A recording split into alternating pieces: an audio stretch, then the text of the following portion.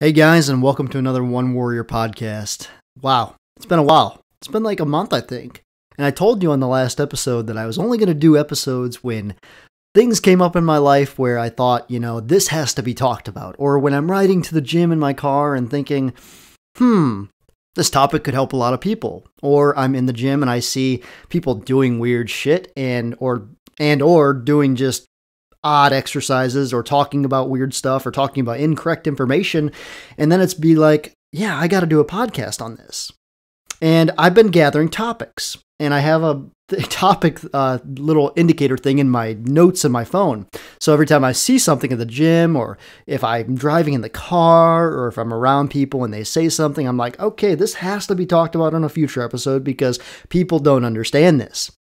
So it's working real good. I have a whole list of notes basically in my phone that I take, but we're going to break down a topic today. I want to break these down in mini episodes, I guess. I don't even know how long today's episode is going to be. There's no guest today. It's just me.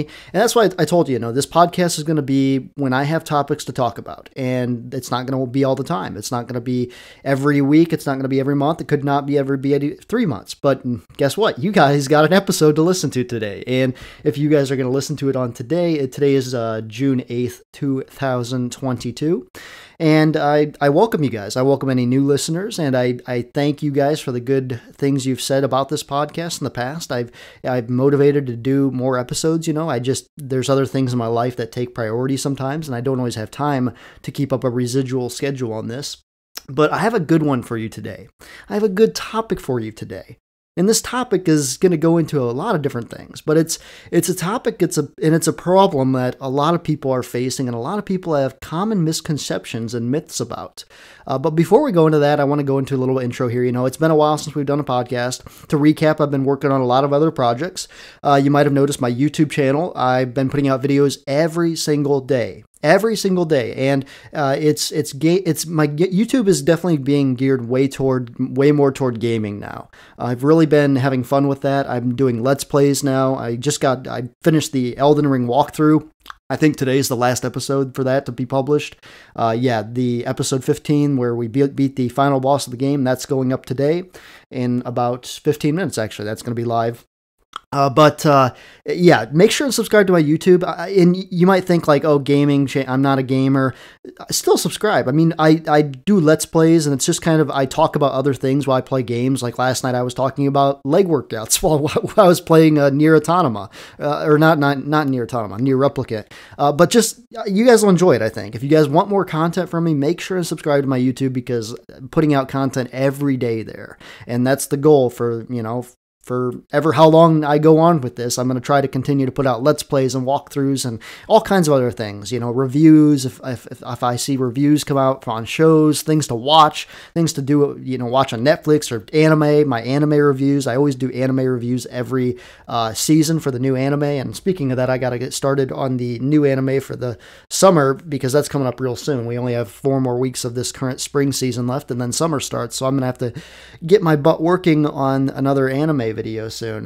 But with all that, guys, we can talk about the topic of the day. And the topic of today, and I had a trouble naming this episode. I wanted to name this a few different things, but I decided on let's talk energy and hormones and why you're not growing. The other the option I was trying to decide between that is let's talk energy and sex drive and why you're not growing. But I do talk a lot more about hormones though than sex drive in this. Sex drive is an important thing we're going to talk about today and an indicator that you can use in your training.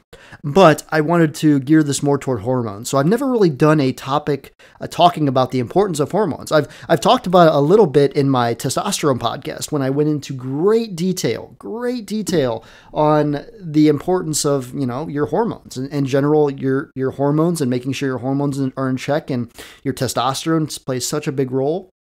And that is something that it needs to be focused on, and a lot of people don't focus on. So I thought this needed to be a topic to talk about today. And one of the things that I wanted to mainly talk about here too is many people don't understand energy, and they think we just have an endless supply of it. I see this all the time, and I see this in younger athletes especially. They're trying to do all this other stuff. They're trying to do a sport on the side, like a lot of people, in high school and whatnot, they're doing sports and they're also trying to do weight training and get bigger. And then outside of that, they're with their friends and stuff, and they're doing activities with their friends, like maybe playing basketball or other things, younger people do. And that's fine. It is fine. But you have to remember that, though, when you look back at your goals, when you're trying to build muscle, there's a reason some of the most successful bodybuilders in history are lazy outside of the gym. There's a reason for that. And it's not because, they're just lazy.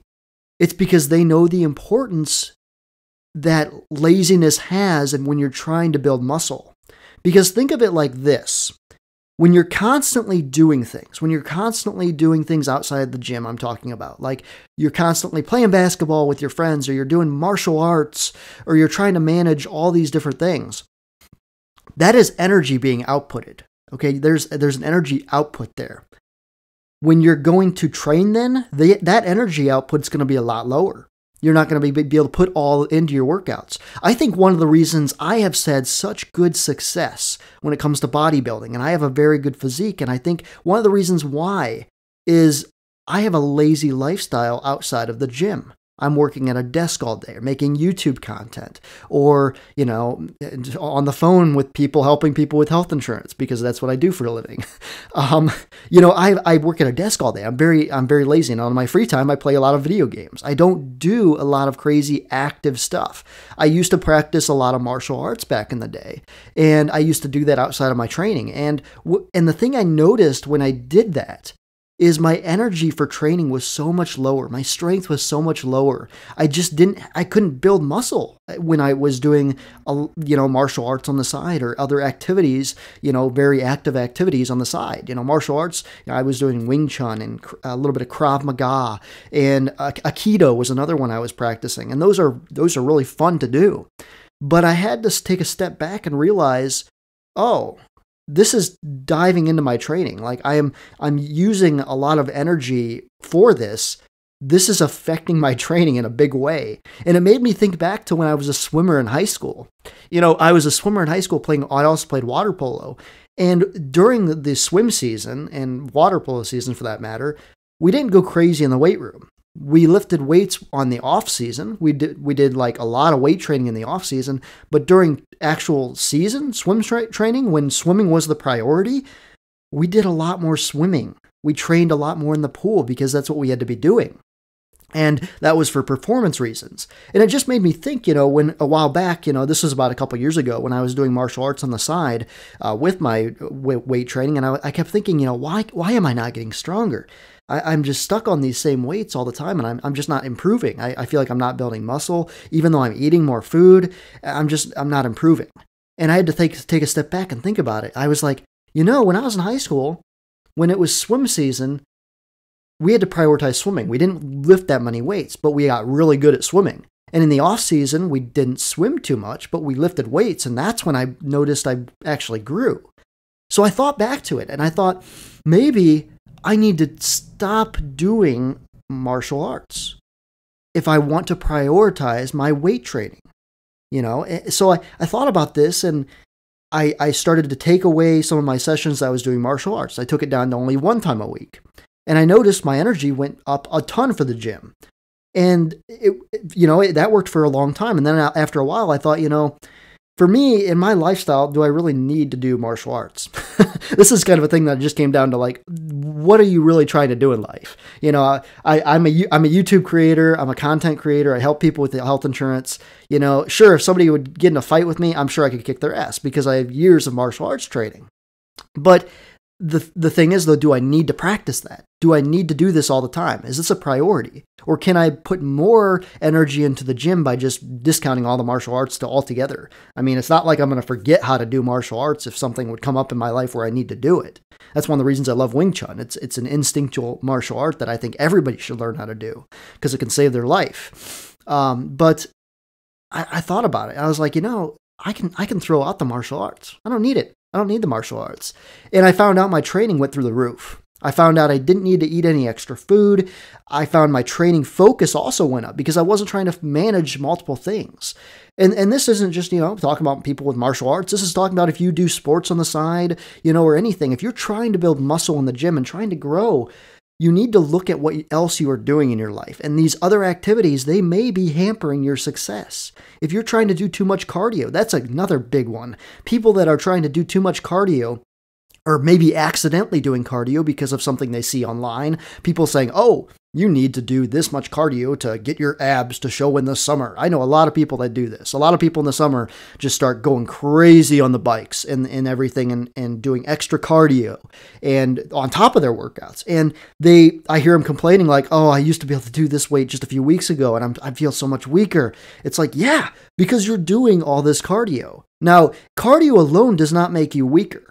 That is not the problem. That's a myth. People think, oh, cardio makes you weaker. Cardio doesn't make you weaker.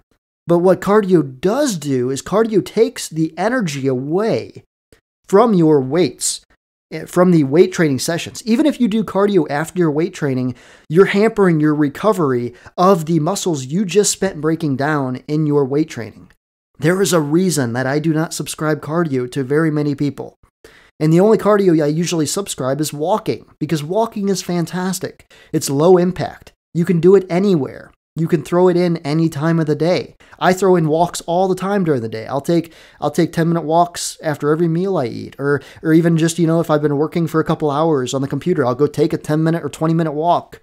Walking is fantastic. And it's one of the best cardio things you can do. It's very low impact.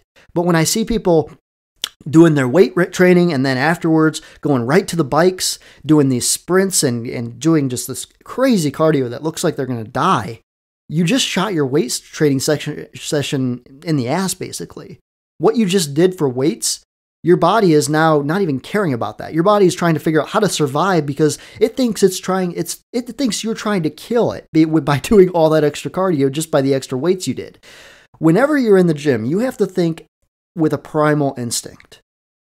Okay, this primal instinct is very powerful. What did people do in the old times? Like, I'm talking primal days of people hunting and gathering their food. Did they constantly run around like crazy? Like constantly just run around all over the place? No, they were trying to maintain as much energy as possible. They used the energy for when they needed it, because they knew they had a supply that would diminish. And I think the problem is now people think, oh, I'm eating more food. I can have more energy output. And that's a common myth. And it's not true. People think, oh, I'm doing, swimming on the side, some martial arts, I'm weight training. I'm going to add all that into my extra activity. And for the day, instead of eating 3,000 calories, I'll eat 6,000 calories. And I'll be fine. And then those people do that, and they're fine. They feel good at first. And a few weeks later, after doing this, managing a sport on the side, weight training, and maybe something else that's active in their life, or maybe active job, they start to just feel weaker. And they're puzzled. They're like, do I need to eat more food? I'll just eat more food. That's all I'll do. I'll up my calories to 7,000. Okay, and they up their calories to 7,000. And then it works again. They're like, oh, I feel awesome. I feel like I could crush the world. And then all of a sudden, a few weeks later, they feel sluggish again. And they feel like they're maybe getting fatter. And they're like, what is going on here? I don't understand this. And that is where the myth comes in. More energy input does not equal more energy output when we're talking about training. In other things in life, yes, the common, for physics, more energy input will equal more energy output. But there's a lot more than physics that go into how your body uses food and the thermogenic process of how it breaks down food in general. There's a lot more that goes into it. And I think that's where a lot of people struggle. I would rather see people drop other activities out of their life than just constantly add more food. I know a few people in my life that eat ridiculous amounts of calories. I'm talking 5,000-6,000 calories a day. It's a crazy amount of calories. And I'm not saying you shouldn't eat that. If that is working for you, then go ahead. If that's working for you, by all means. But if you're doing that, if you're eating 6,000 calories, even 4,000 is up on that level of, do you really need that? I have found for me, I've grown best when I keep my calories around, a maintenance or a little bit above maintenance. Like for me, maintenance right now is around, 3,000 calories. I can maintain my weight right around 3,000. If I want to grow, I've got to go more to that 3,200 to 3,500 range. And it's a range, it just depends. But for me, that works really well. And I'm saying this because I feel like a lot of people, like I said, I feel like a lot of people think just eating more calories will allow them to do more other things. If they have more of a active lifestyle and whatnot. And yes, those calories can help fuel that. Like I'm not saying like if you work a construction job and you're also doing weights, you're going to need 4,000, 5,000 calories a day. That's going to be a thing. But you need to look at your life though and see, does it really make sense for me to eat 5,000, 6,000 calories a day? Does that really make sense? And am I not growing on that level? If I'm not growing on that level, we need to look at other things because it's really not that hard to gain weight. It really isn't. You eat about, how many calories is a pound? 3,500 calories is a pound. So when you do the math, when you add that up, if you're eating 5,000 calories a day, that's in 2 days, that's 10,000. There's something else going on that we need to look at. Everybody should be able to find that level where they can gain weight. And I know a lot of hard gainers that think they just need to eat the world to gain weight. And this is where this podcast today is going to correct you because there's a lot of things besides food that need to be in check. And that leads to your hormones, the leading indicator to your energy. The leading indicator, we're not talking about food, but the leading indicator is your hormones. Your hormones. Right? That has nothing to do with food, people think. Oh, it has everything to do with food. Hormones, you need to look at hormones as an indicator to having a successful life. People are always like, oh, to have a successful life, you need money, and you need all the girls, and you need the nice cars. No, you need healthy hormones. To have a successful life, you need your hormones to be in check. People that have healthy hormones will do more during the day. They'll be more productive. They'll be more focused. Their workouts will be better. Their sex drive will be better. They will be just a better person in general. They'll be able to function better. They'll be able to have control of their emotions. They won't have emotional swings. They'll be able to control themselves if people cause them to get angry. They'll be able to control themselves and be able to think logically before reacting. That is all your hormones. And if your hormones are out of whack, that is going to affect everything in your life, including your training, including your muscle, your growth, your muscle growth that you can potentially build, including your metabolism. Hormones affect everything, and people think, oh, I got a really fast metabolism. My hormones are great. No, that's another common myth. That's another common myth. When I was, diagnosed with low testosterone, I had a good metabolism. My metabolism was still good. I was skinny. My metabolism was still running good, but my hormones were out of whack. So your metabolism is not an indicator to your hormones being healthy. I know a lot of people that think that, like I got healthy hormones. I'm young. I can eat all the food in the world. My hormones are good. And that doesn't mean anything. Your hormones come down to 7 different things. And we're going to talk about that here. But your hormones, if you have your hormones are off track, you will have no energy even if you are eating right. And I know this because I was at a point, and I talked about this in my testosterone podcast, where I was trying to eat more and more. And it didn't matter how much more I ate. I still felt so tired. I had no energy. I couldn't build strength. My sex drive, I didn't have a sex drive when my testosterone was super low. It was bad. And I didn't know what the hell to fix. I didn't know what to do. And that's why I contemplated, going on TRT because, it was the easy way out. But obviously, if you know me, I do not like taking the easy way out of anything. I like to, look at the problem and solve the problem myself. And even if that takes a lot more work, I like to do it myself. So that is where I created the Hormone 7 health check. And this is a check that I created. This is my own check. And I developed this years back. And I use this anytime my training starts to go off whack. If I start to get tired in my training or more than I usually do, or if I start to just lose motivation to train, or if my strength goes down significantly. And if sometimes a deload week will fix those things. But I developed a check though to know when I needed to look at my life outside of the gym to develop to figure out if I needed to change something. And the Hormone 7 health check is what we're going to go over now. So the first thing in the Hormone 7 health check is sleep.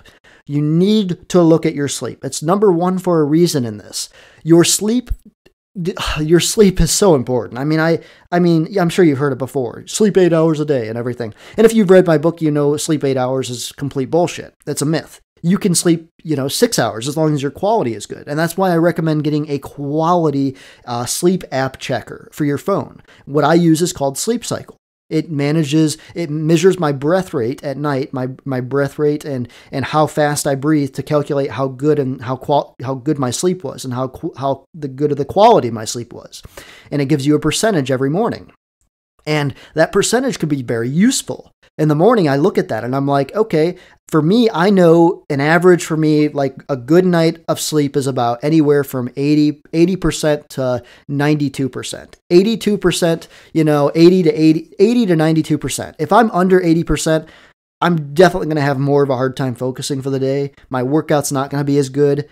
And on the flip side of things, if it's up to 92%, well, my training partners better watch out then because I'm going to kill them that day. That happened this Monday. My sleep quality was 98%, and I about killed them in our chest workout. And so it all comes down to sleep. I tell people, look at your training. If your energy is low in your training, if your energy is low, that goes right to sleep. If you're feeling weaker in your training, that goes to food. So if you are feeling weaker in your training constantly, then it's a sign, okay, maybe I do need to add more food. But if it's just an energy thing, if you're like, okay, I feel pretty good, I'm tired, I can't keep up with the workouts, and I'm just tired in general, that is a sleep thing. Energy equates to sleep, and strength equates to food, and vice versa. So that's something you need to look at there. Is your sleep out of whack? Use a sleep quality app. Now, if your sleep quality is low, there's some things you can do to help that. One of the first things is use a hot shower before you go to sleep. Or not necessarily a hot shower, a warm shower. You don't want to go hot. You don't want to do hot. Too hot will spike cortisol, and you don't want to do that. But you want a warm shower. A warm shower right before you climb into bed is very beneficial. It will reduce stress. It will allow you to clear your mind in a way, and it will allow you also to naturally lower your body temperature when you go to bed. See, when you climb into bed and your body is hot, your body will cool itself. And people think, oh, shouldn't I take a cold shower because then when I get into bed I'll be already colder. No, that's because it's the opposite. Your body is very smart indeed. If you take a cold shower before bed, you are going to climb into bed and your body's going to naturally warm itself. That's the opposite of what we want to do. We want our body to naturally cool itself as it falls asleep, because that is the natural process of a body falling asleep. And you'll notice in the morning, it's the opposite. Your body warms itself. Your body temperature warms itself right before you wake. Your body temperature will usually be the highest in the morning, right upon waking. It's because your body uses that as a natural indicator to wake up. So you want to go into your bed warm because your body will cool itself and it will help you fall asleep faster. And vice versa, in the morning to wake up faster, you guessed it, a cold shower. Now, am I saying you have to take a cold shower every day in the morning? No, I don't do that. But it can help though. It can help wake you up in the morning if you need help being woken up more better. I used to use that, years back when I worked a job that I really hated and I needed extra energy in the morning. I would take a cold shower in the morning. It helped. But we're talking about sleep now. I don't want to get too off track here. So sleep, a warm shower at night helps. Also, a silk, what's it called? Sheets. I mean, silk sheets is good. But if you don't want to go the whole silk sheets, because silk sheets are very expensive. I've not even invested in full silk sheets yet. I think that's the next thing I'm going to buy though, is all silk sheets. A pillow cover that's silk. you'll feel amazing. Your head will just melt into that pillow. You'll just doze off in no time at all. It's crazy. Like, I am literally just talking about this is making me think I really got to invest in silk sheets. It's expensive, but it's going to be worth though for the gains. And that's something like a lot of people got to realize, sleep is that important where you have to look at that and be like, how can I improve this bed that I sleep in every night? Because how I improve this will improve my weights in the gym. I'll be able to lift so much more at the gym. I'll be able to be so much stronger and I'll build more muscle as long as my bed quality improves. So it's kind of funny, you got to look at how much more can I improve my bedroom? So another thing is air, constant airflow. Use a fan at night.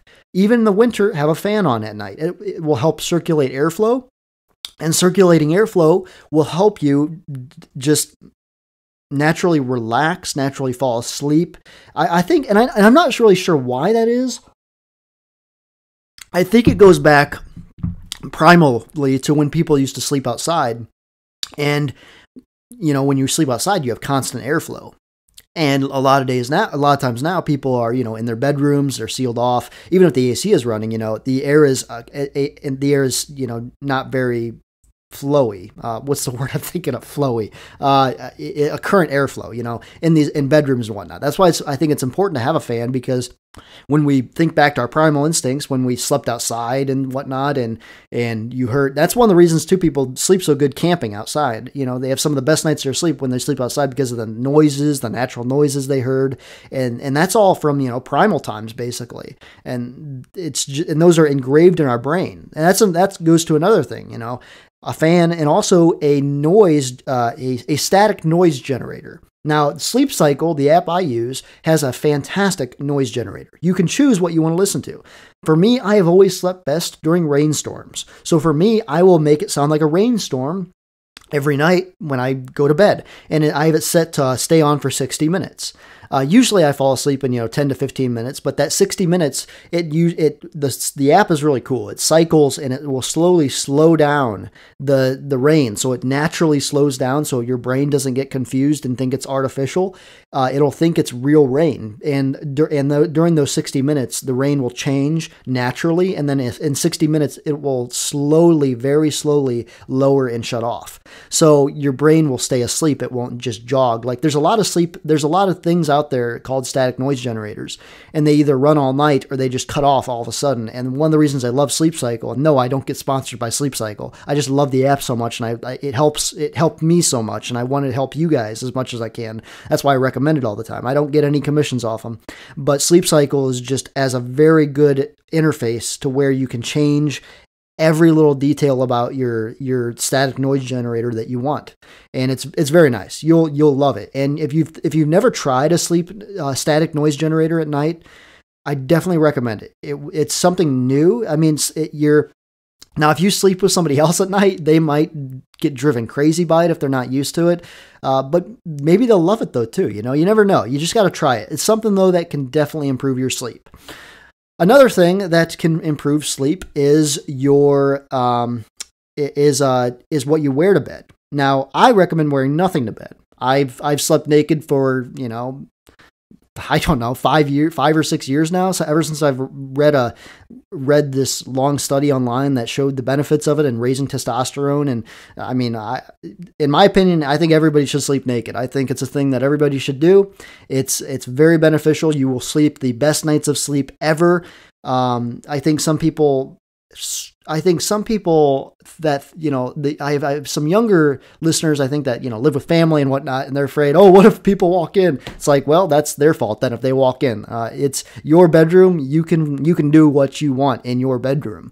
It's kind of funny, it's like, oh, I'm embarrassed if somebody comes in. Well, it's your bedroom. If they walk in and see something they're not supposed to see, then that's their fault. But yeah, sleeping naked will take your sleep to another level. I recommend that for everybody, male and female. It doesn't matter.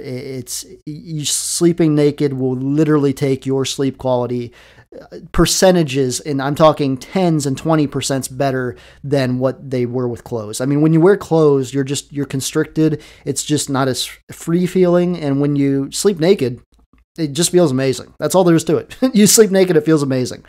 Other things, that can help with sleep are, making sure to not take away carbs before bed. Like, I think there's some studies showing that carbohydrates, with dinner at night or before bed, within like an hour and a half before bed, can help you sleep. So that's something you should look at. If your carbohydrates are lower in general, you might notice, when you're cutting carbs, you sleep worse. And that's true. Carbohydrates do improve your sleep. Like if I go out to eat somewhere and I don't get the normal amount of carbs that I usually do, my sleep quality will be a lot lower. It's pretty crazy. I actually, just a month ago, or maybe a couple weeks ago, I can't remember now, I had eaten dinner over at my parents', and it was a low-carb meal. They had a low-carb meal that night, and I didn't think much of it. And the next day, my sleep quality was 52%. 52%. Now, if I go to bed at like 3 a.m. and wake up at my normal time, if everything else is right, I can still pull off, 67%. That's like sleeping 3 to 4 hours. Okay. This, I had 7 hours of sleep and my quality was 56% because I went low carb at night. That's crazy. And it made me realize how important carbs are. So anytime I'm not sure if I had enough carbs, I have a bowl of ice cream like an hour before bed just to make sure I get those carbs in, because it's a leading indicator to sleeping better. So yeah, look at your diet, make sure your carbohydrates aren't too low. If they are, maybe you need to look at where you're positioning those carbs at in your day, because maybe you need to lead more at night because they help you sleep. They really do. Potassium and your electrolytes too, they also help you sleep. If you're low on sodium and you're low on potassium, that can also, cause sleep disturbances, making sure potassium and sodium is in check. Another thing, and maybe it's, TMI, too much info, but masturbation or sex, right before bed can also improve quality of sleep. That's been shown in multiple studies. There's over, I think 20, actually there might be over 30 studies of showing the benefits of sex or masturbation right before bed. It will make you sleepy. It will take you out. So I don't think I need to talk too much on that. It's kind of obvious, but that is something you could also look in and maybe improve your sleep. The next one in the Hormone 7 health check is fats in your diet.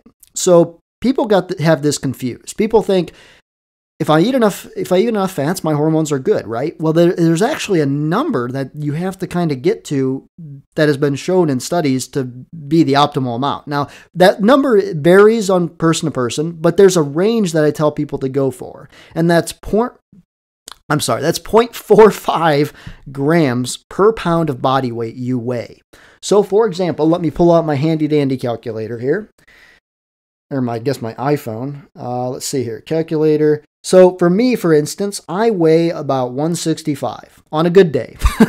Lately, I've been around that 160 mark. I've been trying to get back up to 165, but 165 on average is what I weigh. So 165 times 0.45. That gives me the number of 74.25. So for me, I know for my hormones to be functioning optimally, I need about 75 grams of fat. And honestly too, I sometimes take that more to 0.5, depending on the person, and myself even too. Sometimes I will take that to 0.5% of your body weight. So for example, that's 165 times 0.5. And for that's 82 grams of fat. So I tell people it's a range. Play with 0.45 to 0.5. I recommend not going under 0.45 though, unless you're trying to lean down for a competition. If you're trying to lean down for a competition, you can take your fats down to 0.35 for a while. But this is just like for maybe a month at most, 0.35. I would not recommend taking your fats down to 0.35 gram per pound of your body weight for more than a month. If you do, you're definitely going to notice hormonal disturbances, testosterone drops, estrogen raising, things that you don't want. So for most people, 0.45 is the sweet mark. Play with that all the way up to 0.5. And some people go a little more. That's where I'm kind of iffy on though, because too much fats in the diet can cause other things to go wrong too, like inflammation raises and stuff like that. So you don't want to go, I think, too much. I don't want to say, don't go over 0.5, because over 0.5 has showed, disturbances in hormones the opposite way. And also not just that, but it also has shown, inflammation in the body, and too much inflammation can cause all kinds of problems. So for most people, 0.45 to 5 to 0.45 to zero point 0.5 grams per pound of body weight. And once again, you just multiply that times your body weight, and that will give you how much fats a day to eat. So once we have the fats in your diet, the next thing we need to look at as stress levels. That's number 3 in the Hormone 7 health check, is stress levels. Now, stress levels can be because of all kinds of things. Do you work an active job? Do you work a stressful job? Do you not get enough sleep at night? Or is your quality of sleep bad? That goes back to sleep again. It also comes back to, stress levels. Are you eating enough food? There's some people that are just doing too much and not eating enough food. Stress levels also is, how hard are you training? Like, are you constantly pushing yourself into the ground with your training so you aren't recovering enough? And in turn, your stress levels are out of whack because of that. And this is a hard one to diagnose too with clients, because you don't know a person's stress level until you live that life.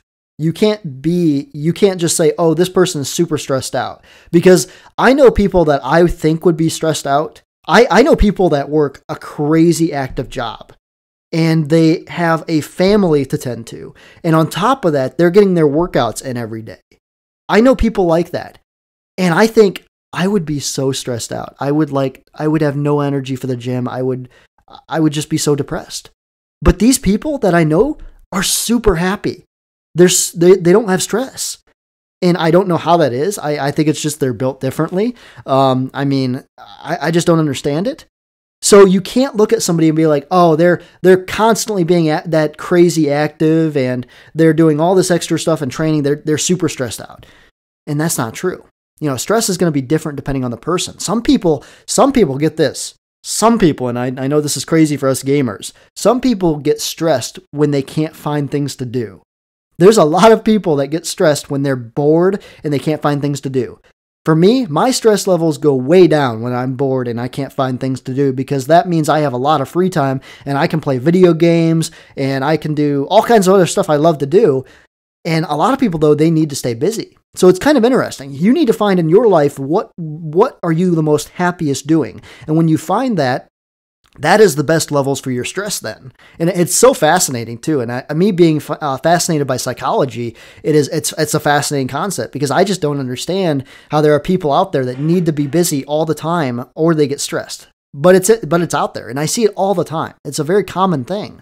So you need to figure out what you like to do in your life, things that eliminate stress for you, because it's going to be different for everybody, but like I said, the things that you need to look at that possibly could be contributing to that is things you do outside the gym, your activity you spend outside the gym. If you're not getting enough recovery between your training sessions, if you're training too hard all the time, you're never taking deload weeks or weeks where you don't train as much. You're never taking time off from the gym, or your diet's out of whack, or your sleep's out of whack. Those are all common things for stress levels. But like I said, stress can go a lot more deeper, and it's more dependent on the person. All right. So number four on the Hormone 7 health check is recovery time out of the gym. Now, we talked a little bit about it with stress, but recovery time out of the gym actually deserved its own point in this, because when you're constantly training hard and you're trying to make progress, you need to make sure your time out of the gym is spent recovering.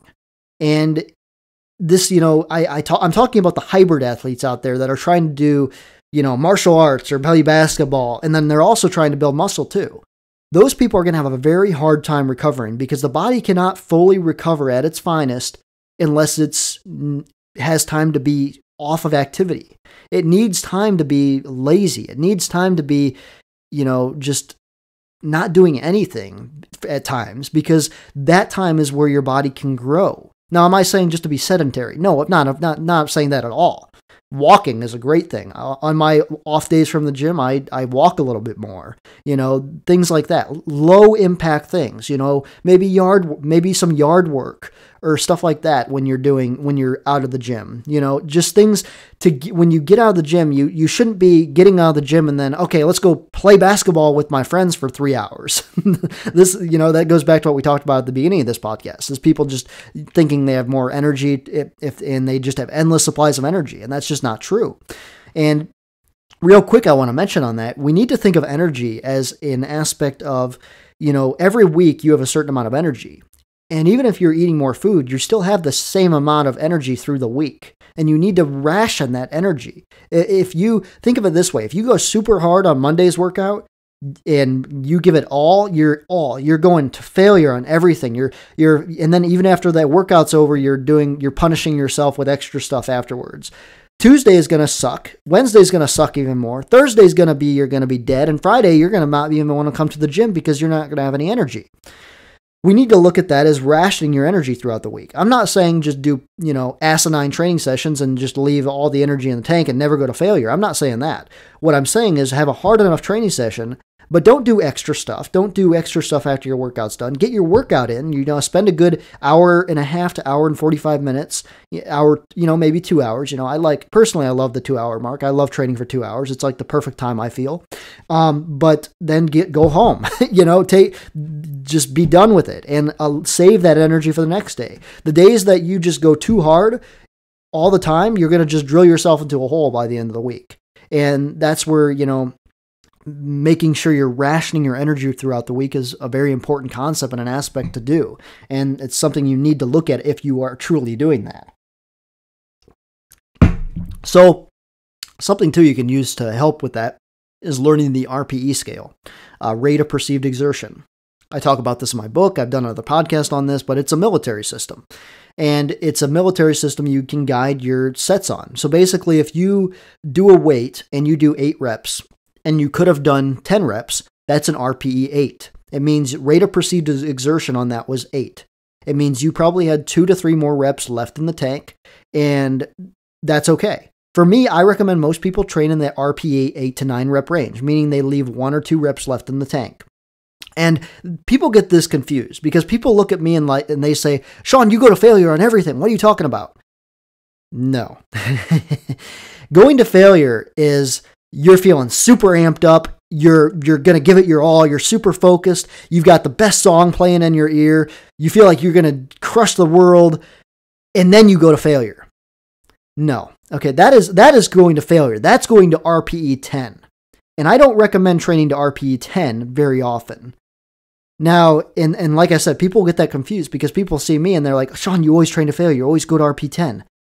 No, I don't. Do you ever see me get super amped up for a training set?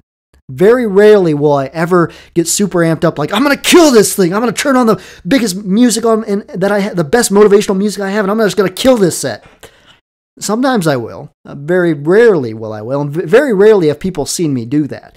People that lifted with me in my powerlifting days, they can remember that.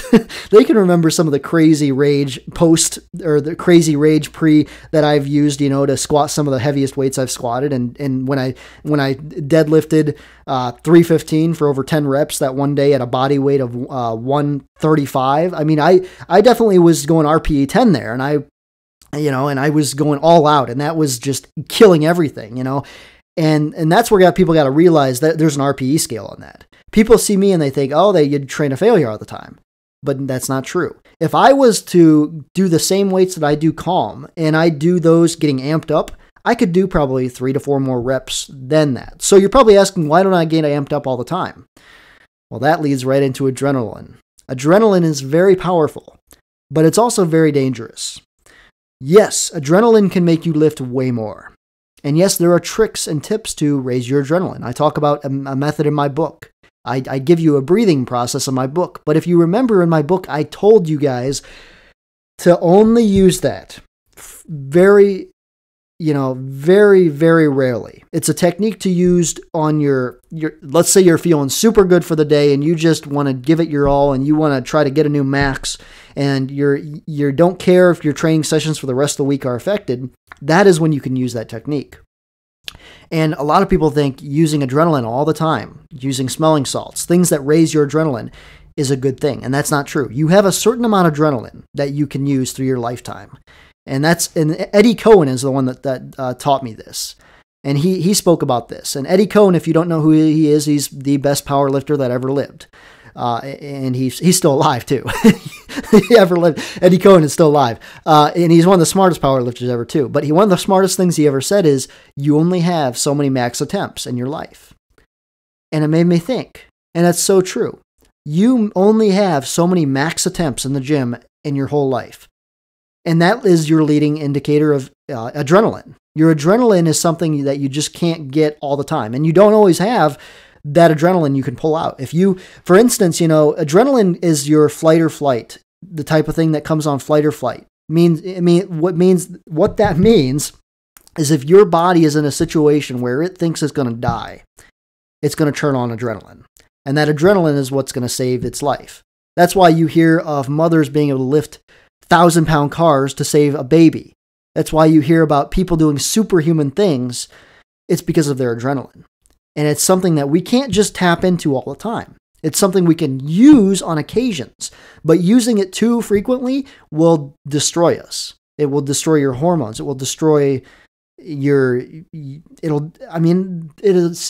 destroys things such on a psychological level. It destroys cells on a biological level, and it takes years off your life when you constantly use adrenaline. That's why people that have, anger issues and anger management issues, they don't live as long, because that they have problems with managing their adrenaline, and their adrenaline can just go out of whack and they can just flip out on people.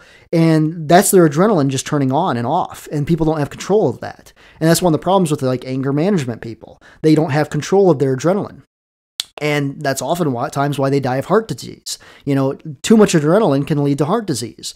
So you need to look at your training, and you don't need to train to failure all the time. That's basically what I was trying to get at there. You don't need to train to failure all the time. I know we went off on a rant there, but it was something important that I meant to cover at the beginning of this podcast.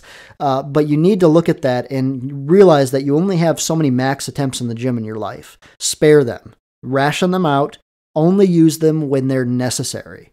And that might be every 6 months. It might be once a year. I mean, honestly, for myself nowadays, I'm 30 years old.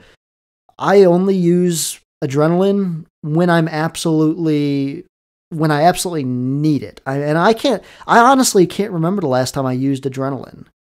I can't, because I prefer to train calm. I train in a very calm state.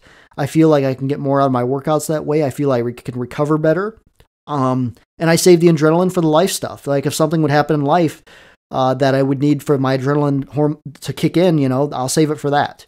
I'll save it for that and leave it out of the gym, because in the gym, who really cares about that? I'd rather have the adrenaline save my life outside the gym. So let's get back to the Hormone 7 health checklist. So like I said, recovery time out of the gym. Make sure you're getting enough recovery out of the gym. Number 5, gut health. Gut health is a big one. Now, people think gut health just correlates to how clean you eat.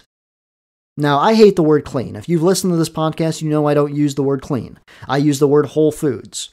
And yes, more whole foods in your diet will contribute to better gut health. But there are things you can do to improve gut health, though, too. One of my favorite things is have a glass or a cup of chicken stock or chicken broth with your dinner at night, or maybe with your lunch, whatever meal you want. That is something that has been shown to actually improve gut health, the healthy bacteria in your gut. Now, a lot of people don't know this, but you have a lot of healthy bacteria in your gut. People think, oh, my gut, it's, bad bacteria and whatnot because my liver's there. My liver, cleanses everything. And you have good and bad bacteria in your gut. And both are important. You don't just want good bacteria and no bad bacteria. Luckily, though, that's very hard to happen. I mean, you have a natural flow of good and bad bacteria in your gut to keep the balance alive in there. But you need to look at your, tending to your good gut bacteria and feeding that good gut health bacteria. And things you can do are like chicken stock, chicken broth. Other things are, like Greek yogurt. Greek yogurt is great. It has all kinds of good things for good healthy gut bacteria. Probiotics, that was the word I was thinking of. Anything with probiotics will help you a lot. Just something to look at in your diet. If you're not eating any Greek yogurt, or you're not eating any, or you're not taking in any chicken stock or chicken broth, just something to take a look at. There's other things too, all types of bone broths and liver. If I know you're like, liver, why would I eat liver? Liver, actually, I don't mind liver. Liver's not too bad. But liver is actually very healthy for your gut too. Any type of fermented foods. If you remember when Chris Burns was on the podcast, he talked about that. Fermented foods is really good for gut health. And the importance of gut health is to keep your entire body healthy. When your gut is healthy, usually the rest of your body is healthy. And a lot of people don't think about that. They just go about their day and they forget their gut is a very important aspect to their overall body. So making sure and focusing on gut health is very important. Next up, your daily activity level. And I'm talking about more of an activity level outside of the gym than inside of the gym. If you're constantly using energy for other things outside of the gym, that's going to affect your hormones in a negative way. You need to find that healthy balance. The next one is look at your sex drive. So sex drive is a leading indicator I use to determine how hard I should train, or if I should even train in the first place.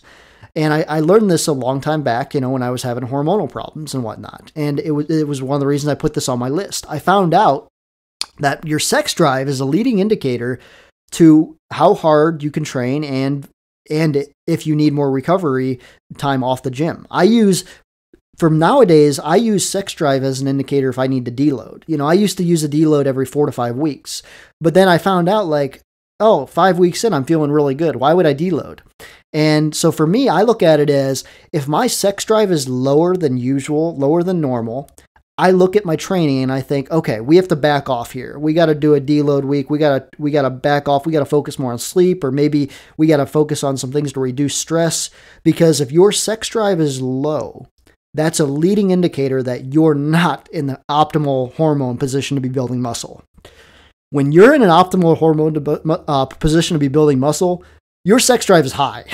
Your sex drive is high. You're horny all the time. I mean, when you're feeling like that, that is the time to be squatting heavy ass weight. That is the time to be training your hardest. That is the time to be trying to make gains.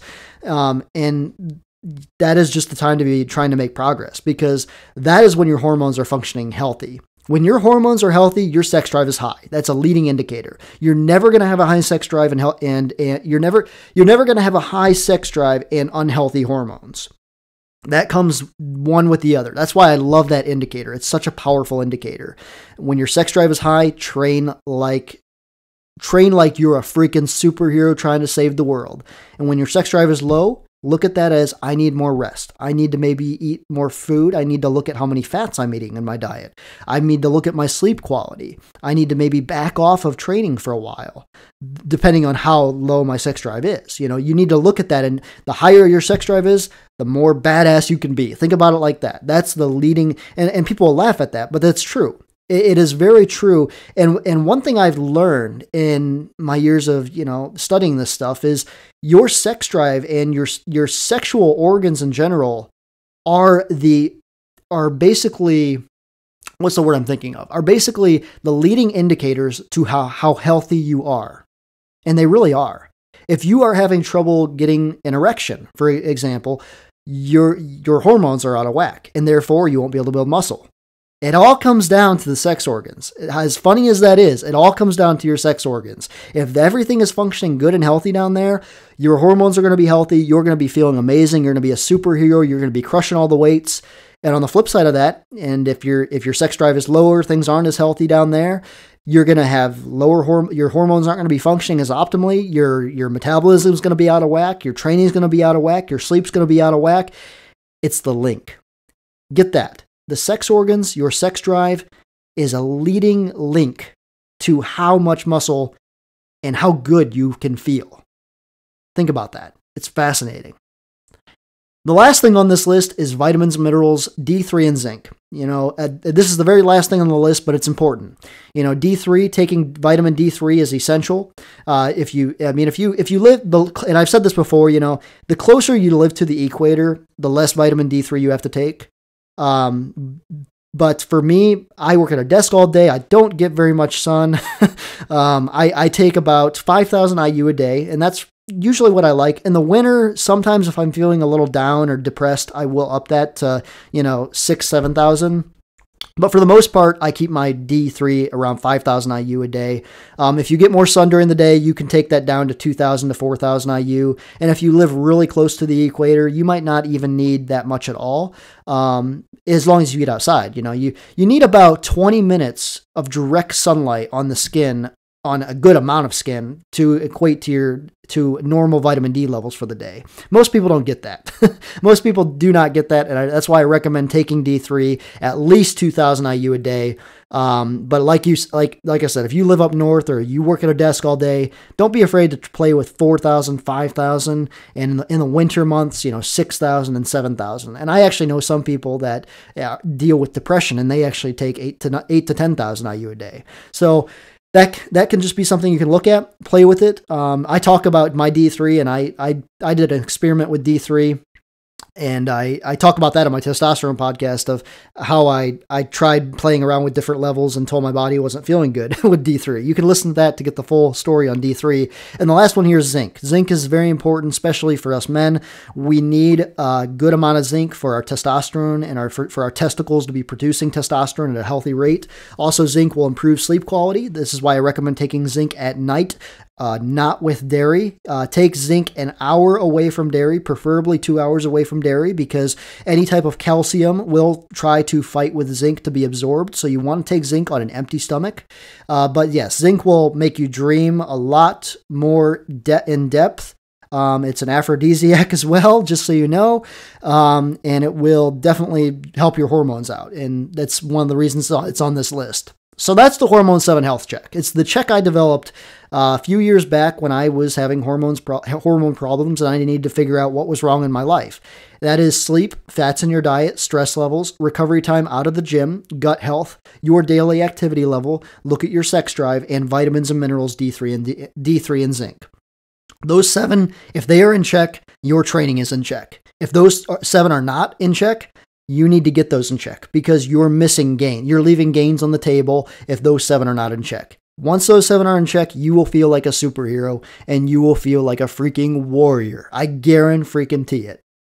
So that's what you need to look at. These things need to be accounted for before you even worry about building muscle. Before you even think about building muscle, if those are out of whack, you're wasting your time in the gym. You might as well not even train. Your hormones are that important. And once you get that important, then you can look at your total calories, your training, your deload weeks, your proper programming. But that has to be in check first. So with that, guys, we are at 57 minutes, right around an hour. So that's pretty good timing, I feel. We're going to go off on that. Just to wrap up, follow me on Instagram, Fausey14, my Facebook, Shawn Fausey, my YouTube, Shawn Fausey, my email the podcast if you want. That's onewarriorpodcast@gmail.com. If you have any questions, you can email me there, or if you want to be a guest on the podcast, we still take on guests. It might be kind of hard to schedule with my schedule, but I'm still down to figure it out if there's a good guest that I would like to talk to on the podcast. And don't forget to rate this podcast, guys. I still want to keep this rating good on the podcast. We are, I still think we're on the first page on Apple Podcasts when you search Warrior. So I feel like we're doing good there, but any more ratings will always help. Always rate the podcast when you get the chance, and share the podcast. Share it with your friends. Somebody else is struggling in the gym, share it with them. A lot of people I think can benefit from this. I've done this stuff in November. This will be my 17th year of doing this stuff, and I've been through all kinds of shit, from super low T levels to where I was going to have on the verge of having a heart attack, to feeling like a freaking warrior, superhero. I've been through powerlifting. I've done bodybuilding. I've messed my body up with constant cardio, you name it, and I've probably done it in this field. So I'm a good person to follow. I have quite a bit of knowledge, and I would like to help as many people as possible. So don't be afraid to share me with your friends, and tell them, follow me on my Insta and everything. I'm always trying to do more Instagram stories and produce more content. And also for the gamers out there, my YouTube, all about gaming, and it's a lot of good stuff is coming, guys. I'm so excited. I got so many games on the list. I'm going to try to continue to keep up with daily content on there and all kinds of stuff. So make sure and follow me there, and stay tuned, guys. More episodes will be coming soon. I just can't promise you when, but till then, guys, like always, stay strong and God bless.